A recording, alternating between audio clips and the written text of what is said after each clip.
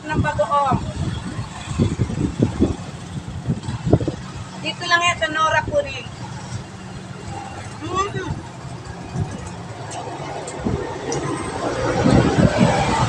Asin kilig.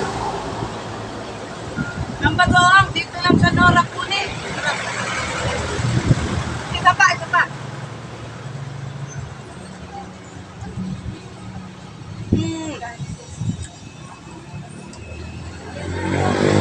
Yes, wala ba nangasip?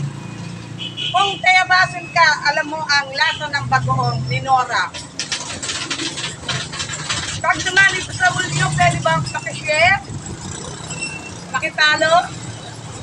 Tingin na rin ang live. Salamat! Maraming salamat!